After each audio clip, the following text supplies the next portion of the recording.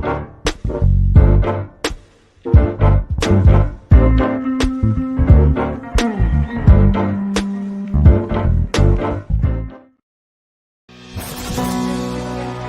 phase,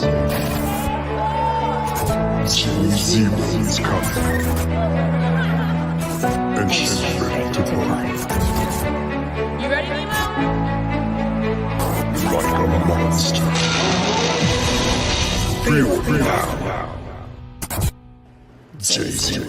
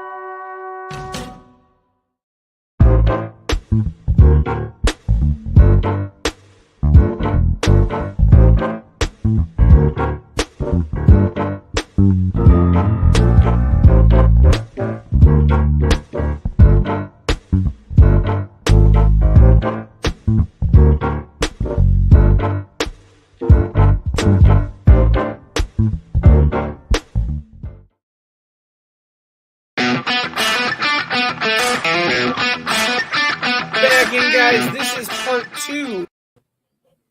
What's up, everybody? How's it going? Welcome in to Talking Shop. This is our long-form interview show here on the Comic Book Shopping Experience, the EXP. We are here 7 days a week with new content every night. We have sales every night. We have new interviews every day. Something different every day. It's a good place to be. It's a fun time to be around. So, this is Talking Shop. It's our long-form interview podcast. Today, we are showing our interview with John Romita Jr. and Scott Hanna. You guys definitely know John Romita Jr. from his years and years of legendary work at Marvel and DC, but the name you might not know is Scott Hanna. Scott was his partner for a lot of that time. Scott is John's inker, was his inker for 25 years. They worked together. They also, they won an Eisner for their work with J. Michael Straczynski on Spider-Man. So without me telling you everything, let me bring on that interview. Remember, guys, this interview was pre-recorded, unfortunately. Not unfortunately, it was great for me, but this interview was pre-recorded as part of the EXP Expo, our kickoff weekend. But I can tell you this, we are working to have Mr. Romita Jr. back on the network in a few weeks or months. We're still working that out with another legendary creator with whom he has a book coming out from Image Comics. So you can figure that out if you just do a little quick Googling. But I just wanted to let you know that this is a pre-recorded interview. So any questions you have, we will ask Mr. Romita next time we have him. Sound good? Feel free to put them in the comments, and we will ask them at that point. So we will see everybody very soon. Without further ado, here it is.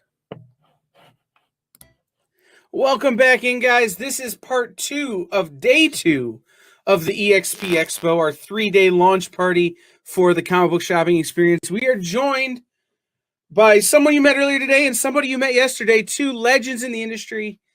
2 people who have worked together for a very long time. We have John Romita Jr. and Scott Hanna here with us. Guys, thank you for coming back and doing a second panel with us. Thank you. How did the earlier panel go, John? I didn't FF too bad, so it's not too bad. I'm happy, and Kyle smiled a little bit, and Spencer only made fun of me for about 15 minutes afterwards, so I guess I didn't do that bad. Yeah, I told Spencer we had to plug him on this interview. So, Spencer who? Spencer Beck is our art dealer. Yes. Yes, that's right. He represents John and I, sells all of our original artwork. Really great guy. Highly recommend getting in touch with him if you want commissions or original art from John or I. That's it. We just did the plug, and now we're done with it. Right? Actually, this is one of the pieces that we just did together, which I loved your homage to your dad, which was fantastic. This is just a small copy because you did this oversized. But I grew up with this Treasury edition. That was like one of my prize items when I first got that as a kid. Fantastic work on that, Scott. I love it, love it, love it. We got to think about that in the future. And actually, since I have you online, I did this just the other day. Do you remember this character? Yeah. So tell us the story about the Prowler. You want to know what cracks me up is the version that I did. Stan kind of poo-pooed it. It's just a costume, no big deal. But I really like that name. Tell your son. What was his name again? Tell your son that I like the name. I swear that was the conversation. He's talking to my father, John, and he forgets what my name is, which was comical. That's I was 13 at the time, and just pure luck. I never thought it would happen. It was just the name stuck with Stan, and look at the character still around. Unbelievable. Yeah, they just used it in the movie. That's right. That's right. Very lucky, very, very lucky, and an African American character way back when, that Stan and a couple of the creators really were ahead of their time, and it's fantastic. Just like with Black Panther, and I'm very impressed with Stan, and always have been. But Jack and some of the other artists, they were ahead of their time.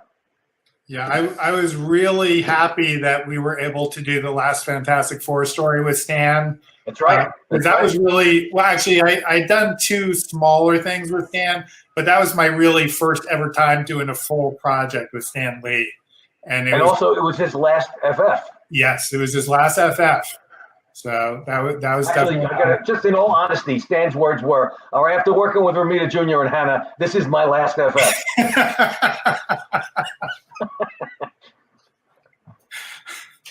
So what's going on, Scott, man? I see your office looks so much better than mine. I got 1 or 2 things behind me. Well, this is my studio. I actually teach classes in my studio as well as do all my artwork in here. So I have a lot of the paintings and stuff I do, or demonstrations I do for my students. I have actually the dragon over my shoulder is an inking demonstration I did for students. Up on the wall is one of my painted graphic novel covers and an ink job over the X-Men, and a Joker piece, again, I did as a Facebook Live demonstration, actually. So I'm simple. The most important thing is not just this. This one here. Yeah, I can't tell. It's this weird mirror thing. It's like, yeah, this weird thing. But this is more important than that, only because this is a star that I had named after my wife. Sorry. Oh, that is so cool. That is great. I'm a romantic at heart. I also know how to keep myself from getting in trouble. That's the way to do it, yes. So, all right, Kyle, have you been listening to our blather? Are you ready to start talking?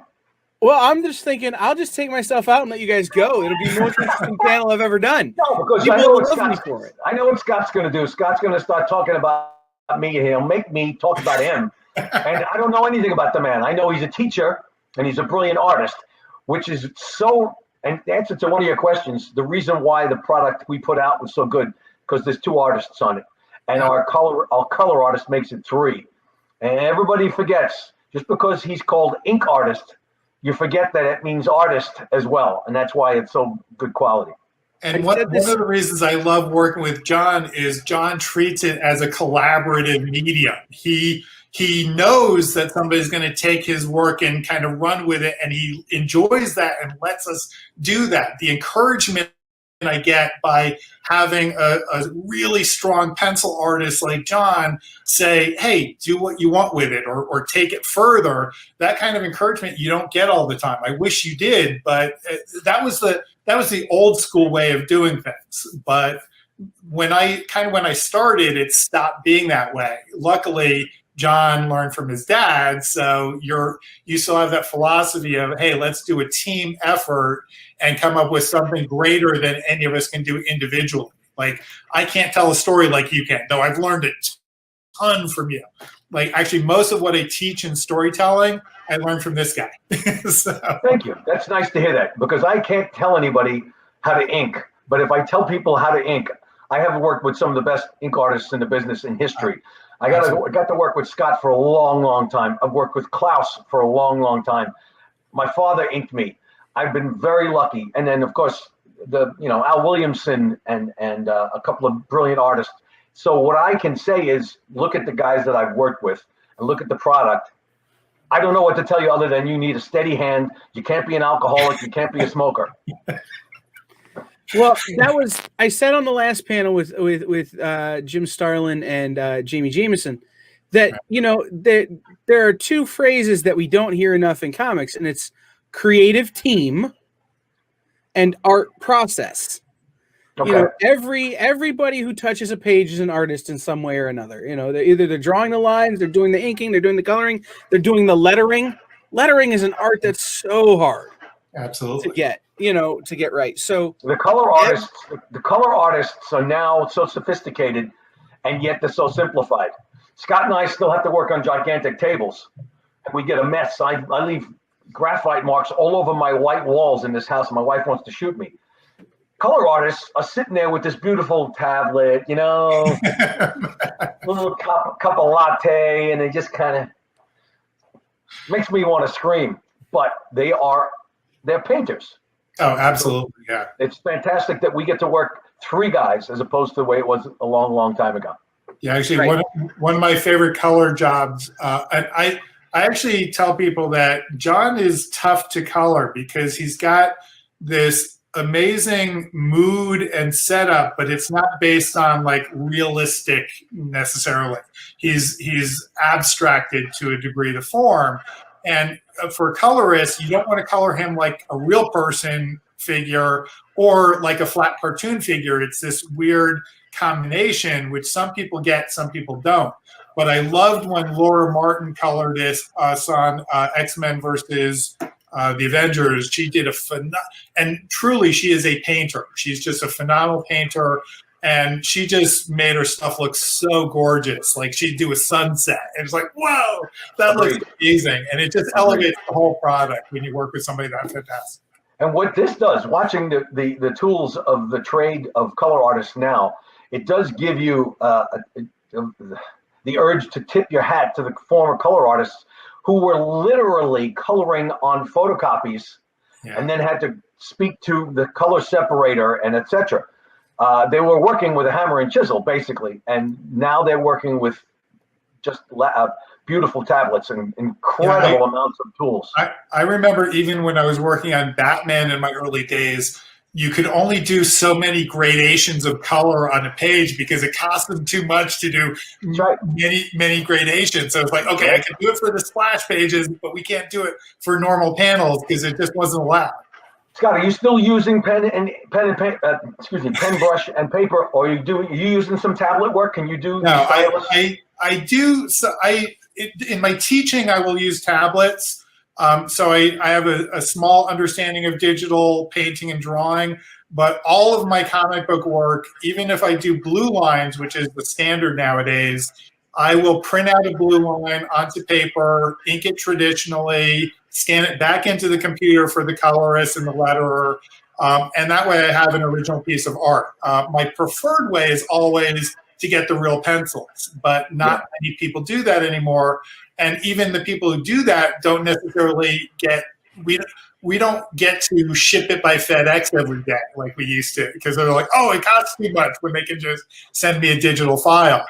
So I always, this sounds trite, but to me, when I get the real pencils of a penciler, part of the soul of the artist is in there. You know, I see the pressure sensitivity, I see the delicacy of all the, you know, is that an important line or a less important line? All these subtleties I can see when I get the real art. When Well I said. get a scan, I lose some of that reading. So that means I have to put a little bit more of my own personality into it, which is not necessarily bad for me, but I love kind of connecting with that artist ahead of me. To me, that's a really special thing.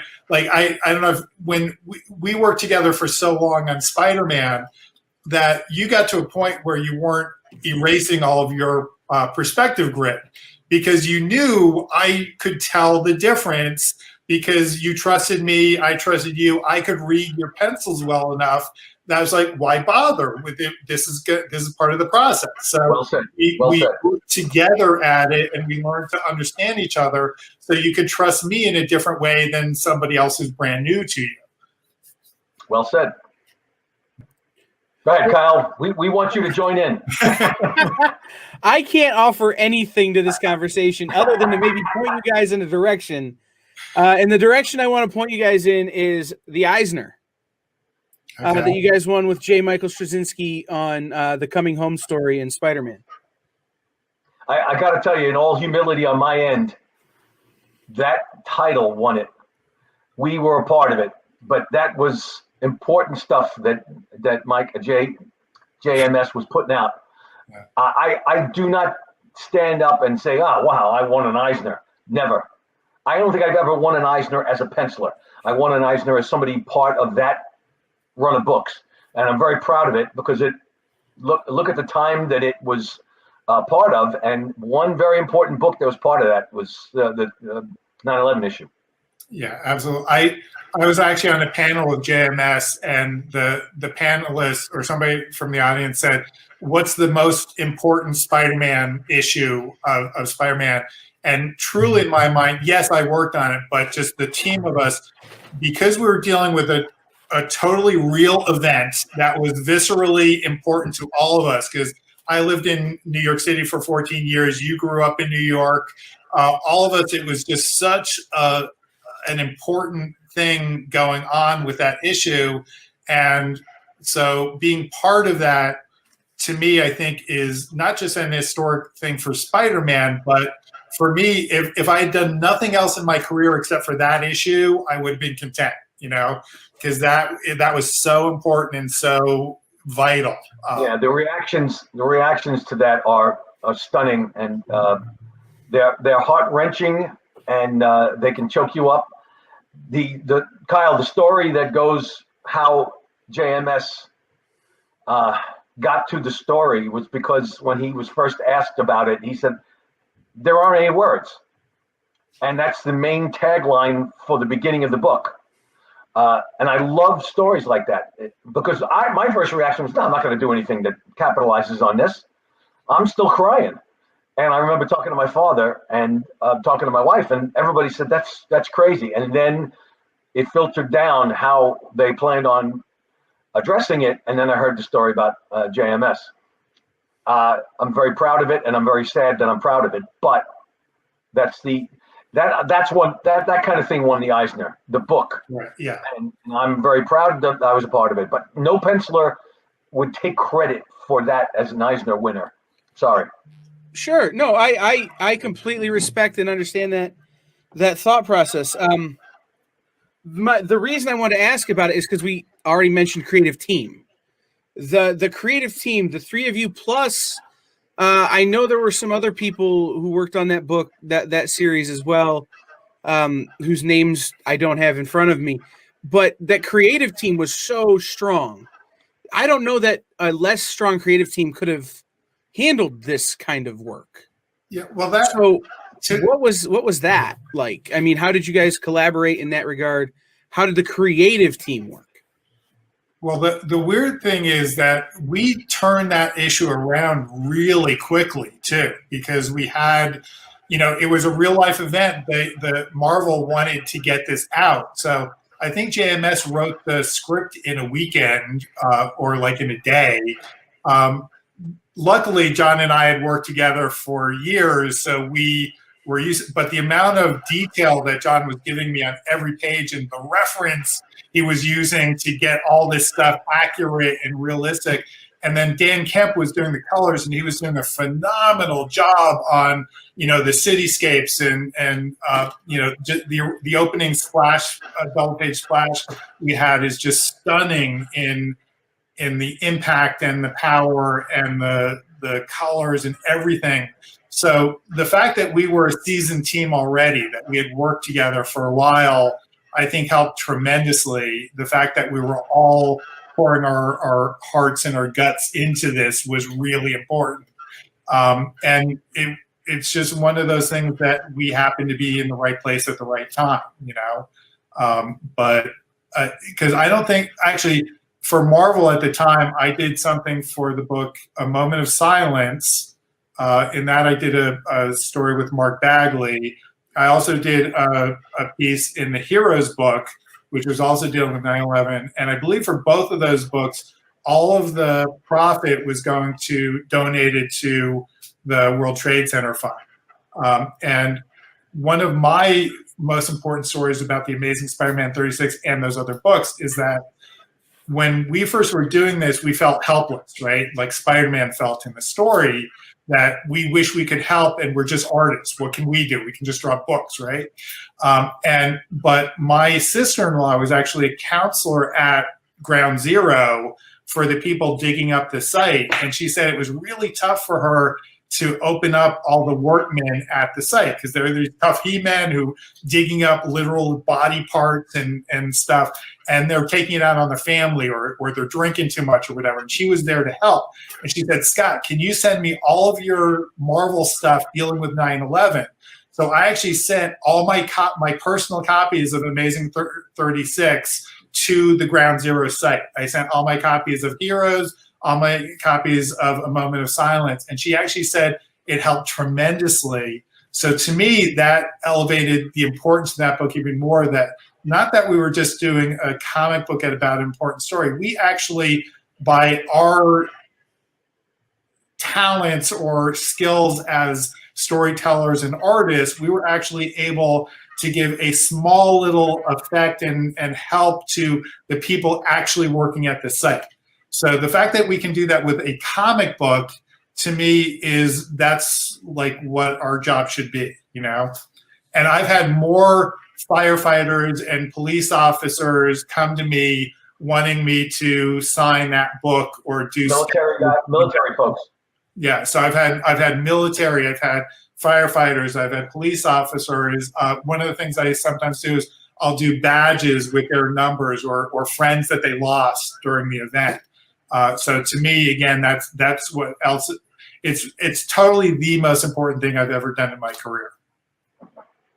So I'll tell you, I having that on hand, and I'm not doing this for any reason other than hopefully I'll be able to promote this when it happens. Is the only reason I have this sitting here is this is being donated to the local fire department. They had a guy who served on. He went to New York. He was on a certain type of training. He had a certain type of training where he could go into those situations and he knew how to do it safely. And he recently passed.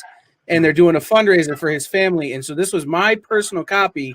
Send out and get it graded. It's going to them to raise money. And so when they put that up, I'll be promoting that. But that's the only reason I even have it here is because I think it's so important to give that book to those first responders who do that kind of stuff every day. I'd like to lighten this up a little bit. Yeah. Well, we're going there. The first time Scott and I sat down, I don't remember, when we put our pointed heads together to discuss remarking the whole print run, we kind of chuckled, ha, ha, ha, ha, ha. We had the whole print run, right. Well, here we are nearly 20 years later. I would give my right pinky toe to find out how close we are to getting all of those issues remarked.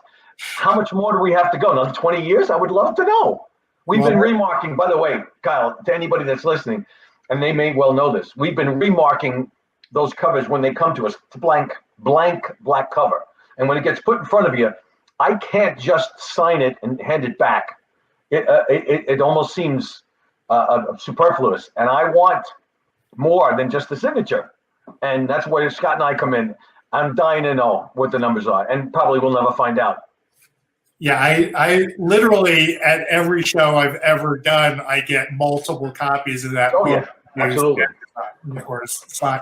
And like, we're not allowed to just sign it. We sign it and have to do at least a little bitty headshot or something, because it's putting a blank canvas in front of an artist is just cruel, because we have to, like, we're forced to wait. There's this big black shape here. We got to put something on there.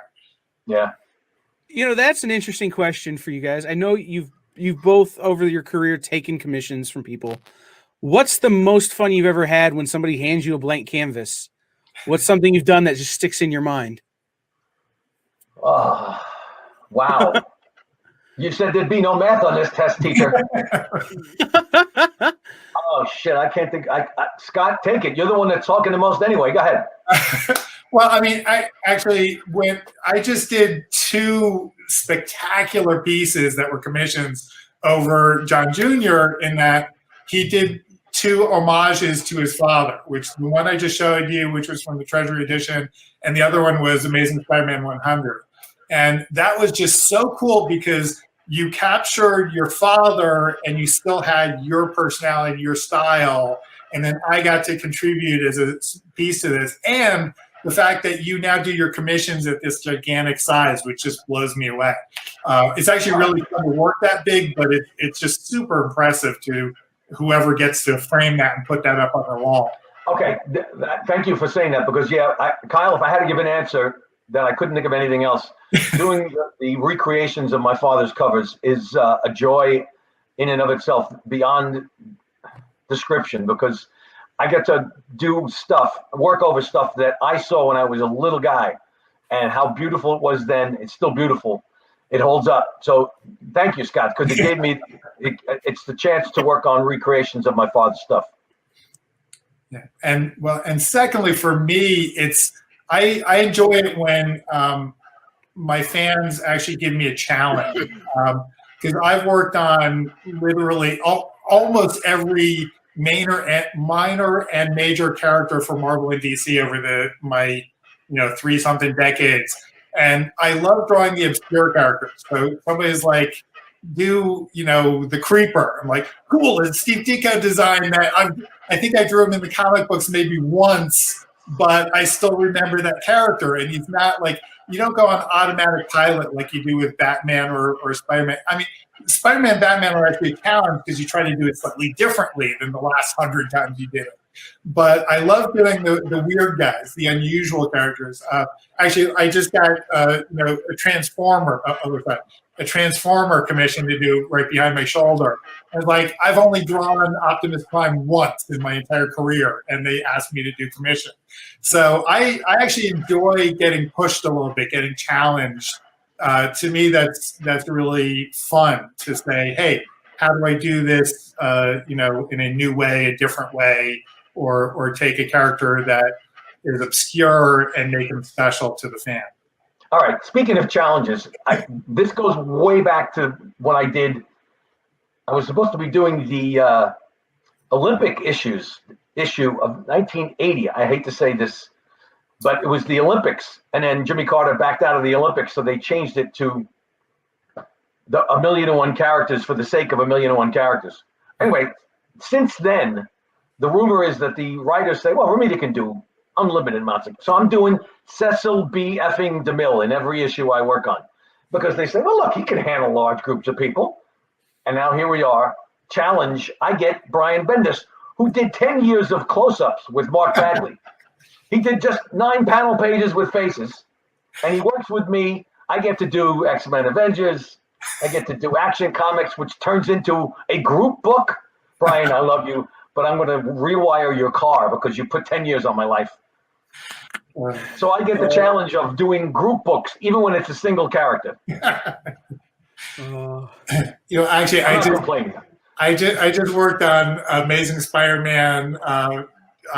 Just came out last month and this month, and I'm thinking, it used to be Spider-Man was a solo book, And now it's the whole team of Yeah. 5 female Spider-Man, and there's Miles Morales Spider-Man. It's like, wait, there's now 8 Spider characters, not just one Spider. It's like the Batman, you know. Batman used to be the solo character, now it's the Batman family. So you There it is. There it is. So I have a question. I'm going to ask you to rack your reins, but first I want to throw some people up here. William Pace says, "Hey, Scott Hanna, what's up, buddy?" Spencer Beck wants me to ask you a question, but I don't want to get punched through the computer, so I'm not going to do that. Oh, come on. I got to hear this. I got to hear it. I want to know, does John Jr. die there? One or two hairs. That's it. I don't care, but I had to dye my beard this year. So. Oh, God. There's a reason I don't have a beard is because my chin is white. That's my hair not too bad, but my chin is white. Yeah. My chin is becoming whiter as I'm less and less facial hair guy because it's becoming whiter. And here, I can't believe this conversation, and I am going to gut punch him when I see him because my beard is silver, and it's starting to creep up a little bit. People think, well, he's got a silver beard and dark hair. That means he colors his hair. And that's exactly the way Spencer Beck speaks. Guys, if you head to the artistvoice.com and scrolling across the bottom, you can tell Spencer Beck what you think of the question. And then we gotta give Daniel Medina a shout out in Mexico. Greetings from Mexico. There you go. Yeah, I had a wonderful time last time I was down in Mexico City. It was just such a joyous convention because all the fans in Mexico were bringing up their books that were like read to death, and and they would still want it signed and say, "This is the first comic book I ever read," or something like that. And the fans were just so wonderful down there. I really, really enjoyed it. That brings me to 2 questions, but I'm going to ask the first one first. Do you guys remember the first book the first thing you worked on together? And what was that? And how did that first meeting go? Well, I have a story about this. I'm wondering what John. How does it work from your end? I don't remember if it was Spider-Man. So be it. But I don't remember if we worked on something else first. I don't remember. I feel bad. No. Well, So we officially worked together for the very, very first time on Spider-Man. And hold on 1 second. Actually, no, it's in the way. But I had left Spider-Man. I'd worked on it with Tom Lyle. I left it during the middle of the Clone Saga, and they called me up, and they had actually asked me to work over John multiple times when I was working on Cable and still Batman at DC, and I kept saying no because I actually didn't think I could ink John. I had tried inking him when I was first starting out at Marvel, or first starting out as an inker, and I didn't get his style. So I actively avoided every time they asked me to work over John. And then they called me up and said, "Scott, we want you to work on the Spider-Man book as John's regular inker." I'm like, whoa, I've never even inked the guy before. And on top of that, I'm following after Al Williamson, who to me was my all-time favorite inker over John. I mean, he's had many spectacular inkers, but I loved Al's take on John's pencils. It was very unique. And we know Williamson is a phenomenal artist in his own right, but he did these just wonderful things with your skies and buildings and stuff. So he had been inking John on Spider-Man, and I'm coming in after Williamson. I'm like, wait, I've never even inked Romita before in my entire life. I'm coming after the best inker over him ever, and what do I do? So what I did and John never asked for this, so I don't even know if he knew who I was, right? Because a lot of times the editors make these decisions. It's not always the penciler's choice. And John's really humble and nice, so he doesn't pick on stuff. But anyway, so I actually asked for a sample of John's real pencils to work on. So they gave me the cover for Spider-Man. I think I started with you on 5th. Well, I'm horrible at remembering the numbers. Anyway, we started together on the death of Ben Reilly when we killed the clone. Okay. But I did the cover of the previous issue as my sample. Okay. So it was either an issue before or 2 issues before. I did that cover to see if I got your style. And I had matured enough as an artist from my beginning days that I was like, okay, I get it now, I understand it. But then the hardest part for me was to try to not emulate Al Williamson, because I loved what he did over you. And it was like, It was on Daredevil. I don't think Al ever did ink. Jim Mooney did some inks over me on Spider-Man, but Al was working on me with Daredevil, which was okay, right. But anyways, but what Al did over you, I loved, and I didn't want to just be a bad copy of Al Williamson. So one of the trickiest things about John pencils is because his pencils are super strong and he gives you everything you need, but you're allowed to interpret it your way. And so I had to come up with my way of interpreting his artwork that wasn't a Klaus Janson way or a Tom Palmer way or an Al Williamson way. And that's one of the hardest things about working with John. It's like, take what he gives you and interpret it in your version. And luckily, I got to work with him on the various Spider-Man books for, I think we had almost a continuous 10-year run without like a break of any kind. And we both evolve. You know, you get to trust each other, you change styles, you try new things. So it's really cool to see how like I started with him, and then even after we stopped doing Spider-Man, how we would do Avengers versus X-Men or you know, whatever. Is every time it's like, oh, new challenge, get to, you know, try it out a different way or a different look or see where we can go from here. But yeah, that was really intimidating though, because they called me up and said, you're on the book, and I had never worked with them before. And then it turned into a 10-year run. So, yeah. So, so ask John a question. we're talking too much. He doesn't have questions. That's how bad it is. Okay. no, it's not that at all. It's excuse me, I can feel that cough coming on. But also it's, you know, Scott says something and it gives me 6 questions I want to ask, and then and so my question is John, when your pencils are your style, you have somebody like Scott interpreting your style but embellishing it in the way that they feel is right for the book or in the situation. Do you think about that when you're drawing your pencils, that somebody else is gonna come behind you and maybe change things a little bit? Do you leave it a little more open, or do you get real in No, there? I don't ever. And first of all, the people that I've worked with, I don't need to be concerned. The only thing I concern myself with is being clear in what I'm trying to do. In other words, down to the smallest of parts of a small panel. If it's not clear, it could be misconstrued by the ink artists and maybe confusing things. And they never blame the ink artist. They just always blame me. So I have to make sure it makes sense. But as long as I have guys like Scott, Klaus, even, you know, Tom Palmer, they're artists in their own right. They can repair it without me even. And they get it. They know what we're dealing with. Well, John, do you still write notes alongside? Oh, yeah. Yes, I do. That's extremely helpful for the next stage of the process. He'll write, you know, little notations of a particular panel. So we not only do we get the script, but we also get John's notations on his breakdown of the script. That's interesting. The notes. I've bought a couple of original pieces that have been colored, and there's always notes about the colors. I don't know if I've ever seen notes about the inking, it's because it's not the inking per se. It's to let the writer and the ink artist know what I had intended for that panel or that page. Sometimes I'll veer from the dialogue intention without actually causing the dialogue to be removed or anything, but might be altered. So if there's an expression on a character, I will write Peter Parker is frowning because of this. But I also, I deliberately tell the story in sequence sometimes by adding extra panels, and I will indicate as so. But it's not because I'm concerned with what the ink artist is doing. It's to let them know what I was intending.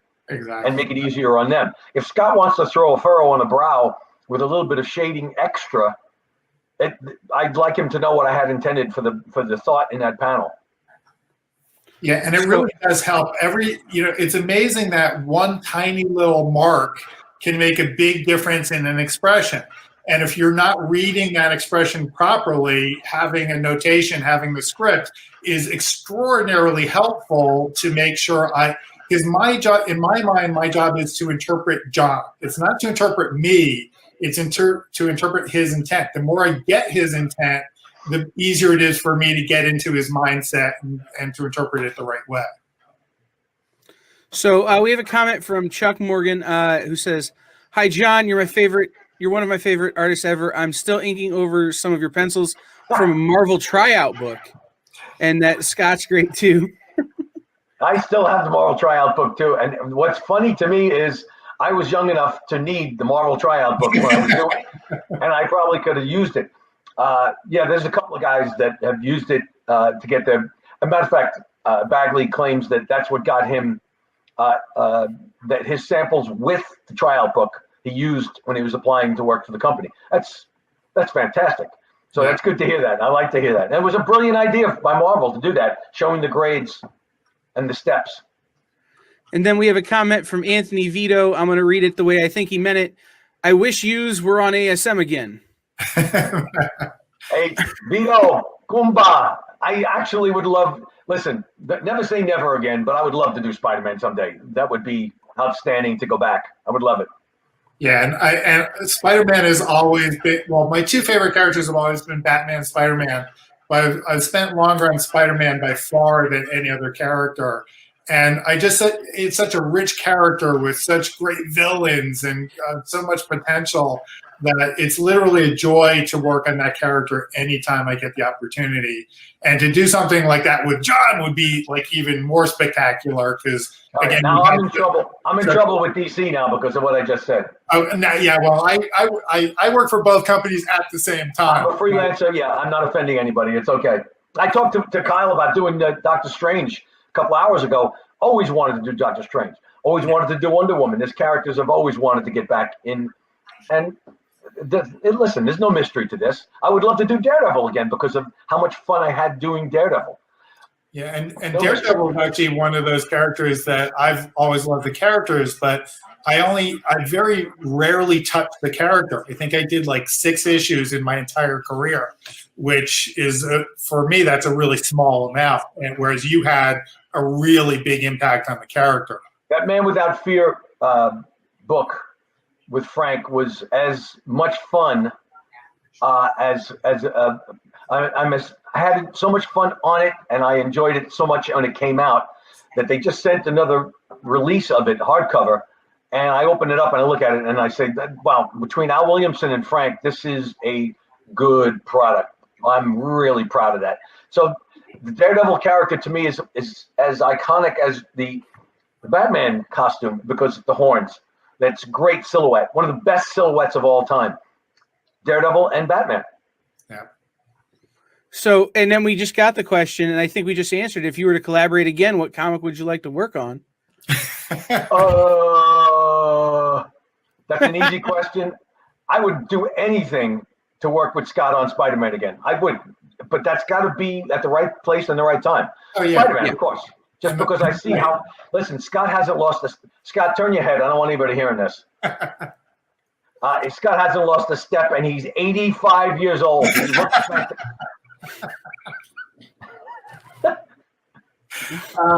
yeah, I don't look that good for my age. No.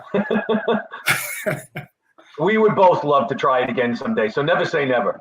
Well, yeah. To me, literally every single time I've had the opportunity to work with John, I've just enjoyed it because he's literally a one-of-a-kind penciler that I cannot compare him to anybody else. He's so distinctive in his strengths, in his storytelling, and like I said, his collaboration quality.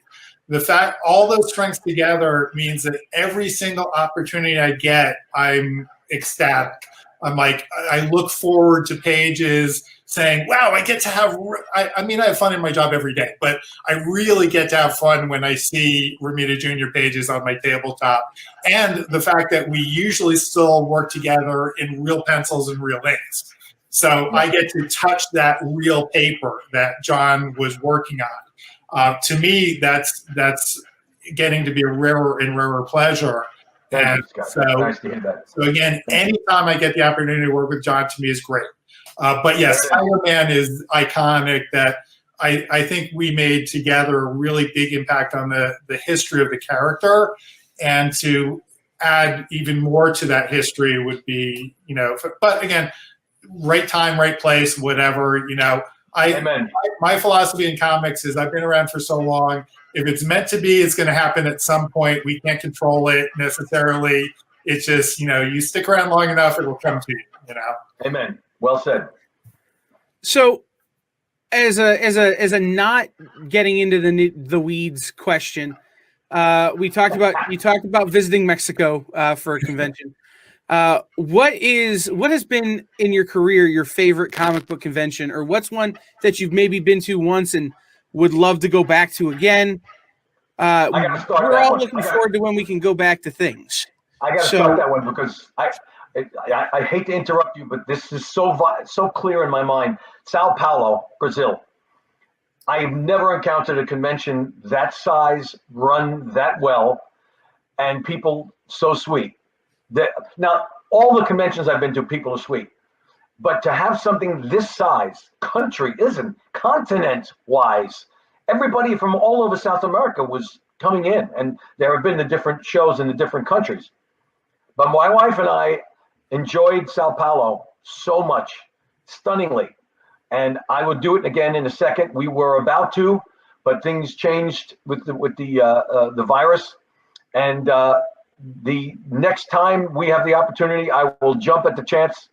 Just so you know, people in Sao Paulo, I want you to know that the one complaint that my wife had is that we didn't get a chance to do the helicopter ride. We had to go in traffic.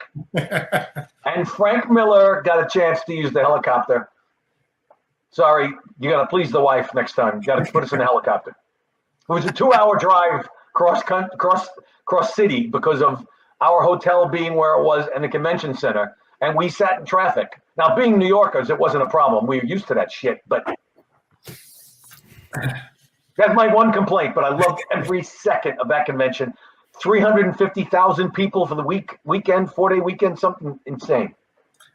Yeah, I was unfortunately planning on going to that show like last year or this year. And yeah, look at what's happened now. But I've never been there yet. I've heard nothing but phenomenal things about it. And I actually don't think I have a particularly favorite show, but I really, up until recently, I wasn't doing all that many shows. I would normally concentrate in the Northeast where I live. So I would always do New York Comic Con. There's a couple of fantastic smaller shows like Garden State Comic Fest in New Jersey. I love Heroes Con because it's all about the artists, and you get to hang out with all. To me, it's wonderful. It shows not just to see all the fans, which are spectacular, but to see all your other coworkers and buddies. They're people that I've worked with for decades and never met them in person. And then I'll see them and I'll have this long conversation. It's like, wait, who are you? And then we finally figure out, like, oh, that's who we are. But that to me is a real pleasure. That's one of the reasons why I love Heroes Con, because it's all about the artists getting together as well. Terrific Con is spectacular as well. That's another one, yeah. And to know, and Spencer Beck has nothing to do with it, but that's still, it's despite Spencer Beck, it's a terrific con. I think the thing is I asked the question because I think we are all waiting with bated breath for the day when we can go back to doing those things. Oh, so, very well said. Very well said. You know, it's one of those is which one are you dreaming about? Like for me, it's C2E2 in Chicago, just because I have a deep dish deficiency now. We've got a very great New York transplant who opened a pizza shop here in town, so I don't miss New York style pizza from New York Comic Con. I've got a deep dish deficiency, so that's my answer. But back to the work. Who have been some of the favorite color artists you've gotten to work with? We haven't talked about that. We've talked about inkers and we've talked about. My wife just waved hello. Hello. We've talked about, We were talking about you, Kat. I'm not listening, you guys, but okay. We were talking about you and the helicopter complaint in Sao Paulo. Oh boy. Yes, they just didn't get you there fast enough. It took too long. Bye-bye. I'll let you go, honey. Okay. So Sorry, we've talked about I talked with Scott about who he's worked with. I've talked with John about who he's worked with. Let's talk about the colorists. Are there colorists that you feel that, especially in your time together, really brought something extra to the table? I'm going to start with the two guys that I enjoyed, and this is not to say that there are spectacular color artists, but Dean White and Peter Steigerwald, the three of us have bonded in our work. They are highlight guys, and I would get a chance to work with either of them anytime. The other color artists that I've worked with, I've never had a bad experience. So I love everybody that I've worked with, but those two guys, because we go way back, if I had to pick two, I would pick those to start with. Yeah, for me, there are really too many to list. Particularly when I was working with John, I absolutely loved what Laura Martin did. I think she is one of the absolute best in the entire industry. Anytime I know her name's on a project I'm on, I'm just like in heaven because I know she's going to make my work look better. And that's the, some colorists will make your work look worse. Some will make it look good or like as good as it is. Some will actually improve the process. And fortunately, I've worked with, a vast number of spectacular colorists that do that latter bit, that they take the black and white artwork, read our intent with our values and our depth and our lighting, and then make it even better. I love it when a colorist will properly interpret what my guidelines are.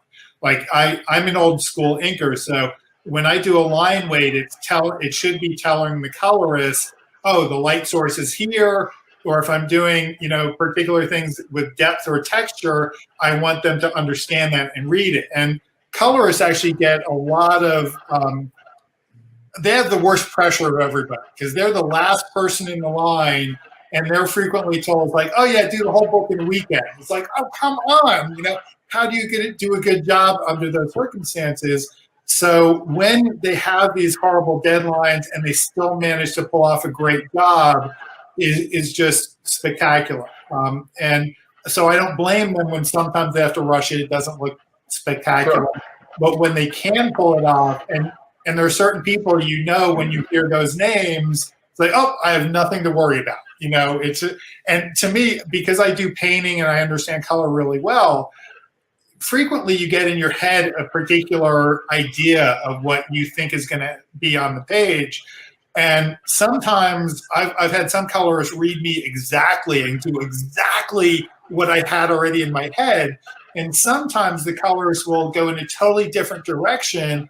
And I'll be like, wow, I never even thought of that. And you made it work so beautiful, And that's what, to me, is what's so special about a collaboration is that every artist gets to add their input and make it a better product.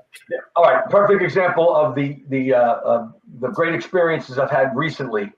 Action Comics is Brett Anderson, and I honestly, maybe the tools are more sophisticated, but the work he's constantly checking in with me, and I always enjoyed that. But his work was spectacular, especially his covers. So, Brad, I tip my hat to you. Fantastic work. Fantastic work. All right. So I said I was going to get in the weeds, and I'm going to get in the weeds now. This is where we're headed. You guys have more experience on Spider-Man than almost anyone I could ever hope to talk to. But every Spider-Man artist, every Spider-Man, on any level of the art process, has a different take on how to draw the web. the webbing on the costume? Yeah, on the costume or the hand. Any of them. They're all different. Everybody's a little different. The costume changes a little. What comes out of the hands changes a little. How did you approach it? And then, Scott, how did you approach adding the inks? I honestly had a certain amount of lines on the face and webs on between each of the lines because I sometimes do panels that repeat. So you have to make sure that they're consistent. Now I just did 200 commissions, and some of them are, well, a majority of them were Spider-Man close-ups. They all have the same amount of webs on them. I just learned, literally following my father, to draw the webs counter to the curve of the body so it doesn't look like it's a soft surface. That's just a pet peeve, and I try to be consistent with the webbing, and I'm sure Scott has fixed many of my F-ups. Yeah, the inkers job, and I've not only worked with John a long time in Spider-Man, I worked with Mark Bagley a long time in Spider-Man. I worked with, I think when I was on Spider-Man, I worked on every single Spider title there was, including sometimes more than one a month, and every artist does it differently. So I think John's was probably what he learned from his dad about the reversing and the more simple lines was kind of my go-to. But when I first started on Spider-Man, it was with Tom Lyle, and he did totally different webbing. He would always put highlights on the costume. He would do different shaped eyes. So again, as my inker self, I have to adapt to what the penciler gives me. So if I'm working with Bagley, I can't ink him or the webbing the same way as when I work with Romita. When I work with Eric Larson, it's going to look different. When every single artist has their own interpretation, and that's one of the magical things about the character. That you think Spider-Man is a relatively simple design. I think it's actually a brilliant design by Ditko. That the fact that there's a stripe going down the arm shows the twists and turns of the arm, right? I think Kirby created the costume. Okay, well, in its infancy. But anyway, the design is simple, but it's vastly adaptable, and that's what makes it a cool character. Just like Batman, simple, basic premise, but you can do it in hundreds of different variations. And that's why I think one of the reasons why Spider-Man is still a popular character, because we can update him, we can change him. There were times during our run on, I think it was Peter Parker, where the editor was saying, it's like, oh, you got to make him thinner, right? We were making him a little more muscular. They said, no, you got to make him thinner. So we made him, we adapted, we changed. So there were different times in our run on the book that we did it slightly differently. And that's how it works. So yeah, to me, that's why I like the character, because he can change it up and not, break any rules. We got a few minutes left here. So I have one more question, but I just want to give another shout out to the artistchoice.com and Spencer Beck for helping us to get all these guys, these wonderful artists and creators here this weekend to talk to. Despite his ball-busting questions, yes, I agree. Right. Despite being a troll in the comments. Don't open your car door tonight, Spencer. I got too many cousins that live in Connecticut.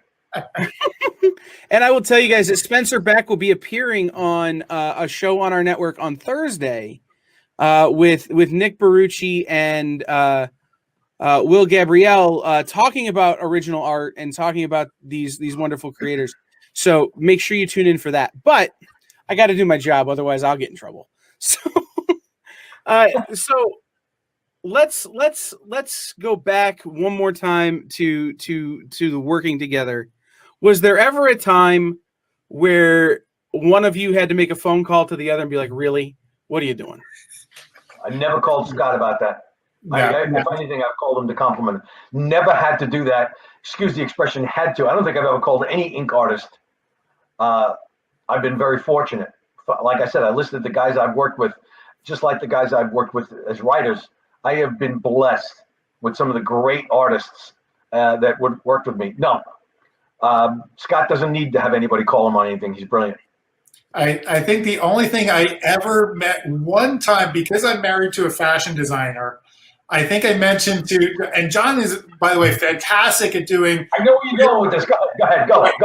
Well, anyway, I was always impressed that John could draw people in suits better than anybody else. Like, he understands the bulk of the clothes, how it goes over the body, whereas a lot of comic book artists have never worn a suit in their lives, so they skin tight things and they don't know how. I know where you're going. I know where you're going with this. So John was always great at drawing suits and these thugs and guys in normal outfits.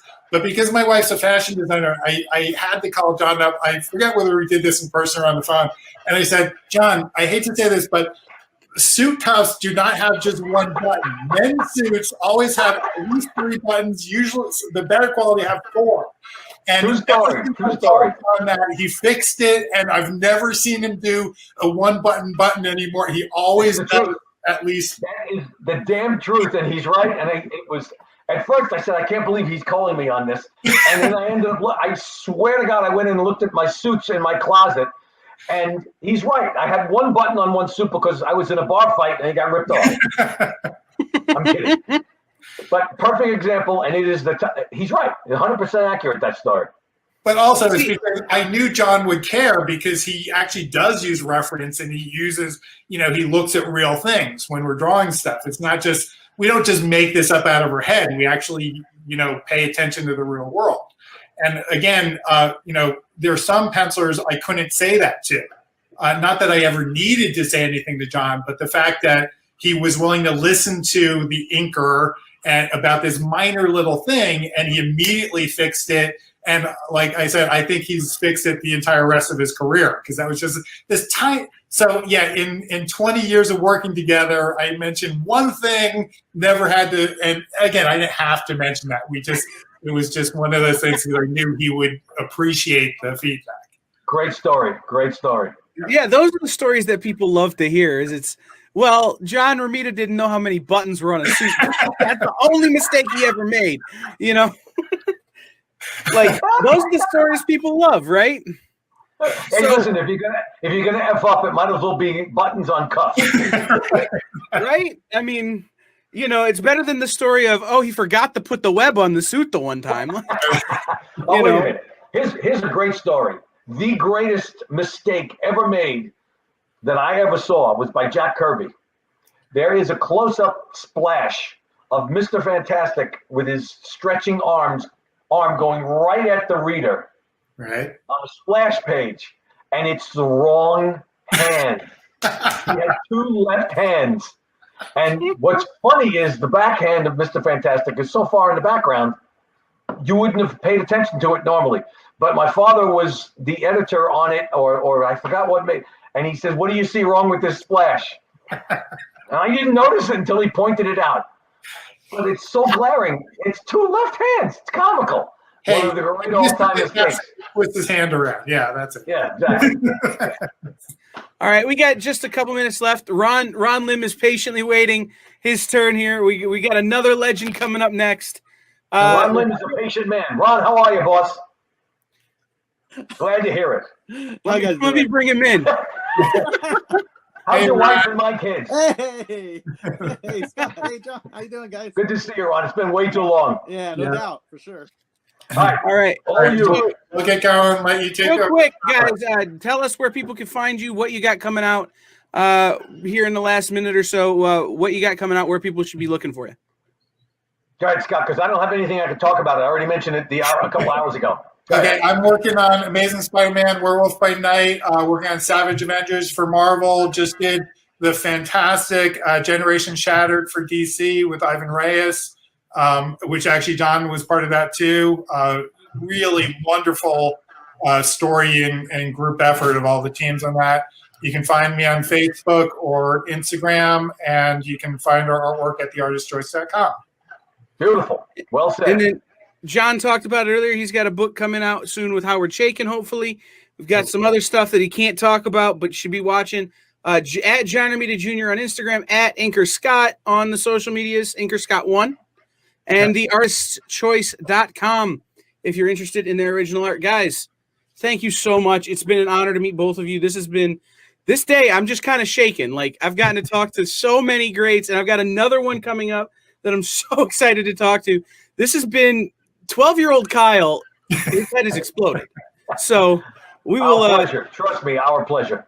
Yes, We will see definitely. you all. Thank you. We will see you all very, very, very soon in I'm person. gonna Thank go you cook so much. a Sunday meal for my wife. Be good. All right. Be good, guys. Take care, guys.